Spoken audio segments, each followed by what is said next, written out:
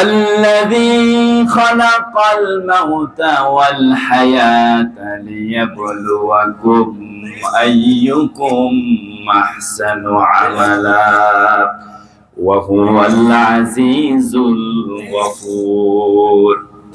ও আমার বান্দারা, তোমাদের মৃত্যু এবং তোমাদের জীবনকে তৈরি করেছি, সৃষ্টি করেছি। উদ্দেশ্য কি? আল্লাহ রাব্বুল আলামিন আয়াতের পরের অংশে বলছেন, লিয়াবলুয়াকুম আইয়ুকুম আহসানু আমালা।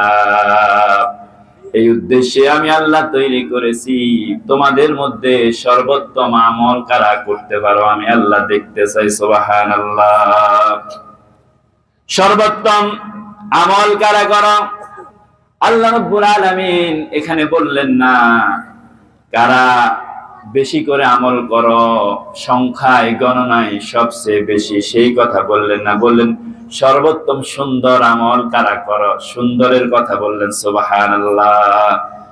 সুন্দর আমল কারা করো, তার মানে হলো কোন ব্যক্তি যদি সারা রাত নফল ইবাদত করে, হয়তো কয়েকশো রাকাত পড়ে ফেললো, কিন্তু নামাজের মধ্যে লোকটার মন নাই, যেন তেন ভাবে নামাজ পড়ে ফেললো, আল্লাহর কাছে সারা রাত ইবাদত করার কোনো মূল্য থাকবে না।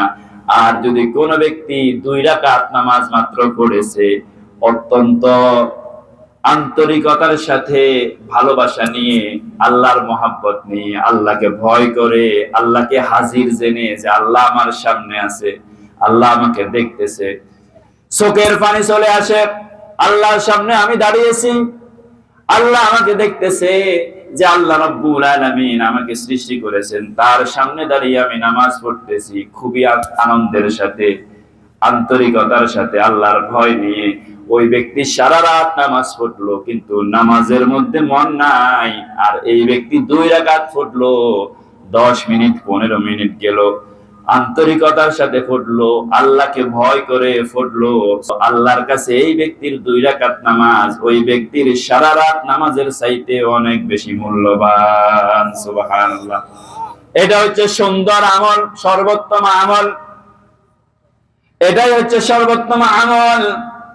আপনি দান সদকা করলেন, কে কত লক্ষ টাকা দান করেছে আল্লাহ রাব্বুল আলামিন দেখেন না, আল্লাহ দেখেন যে আমার বান্দার অন্তরটা কেমন। সুবহানাল্লাহ।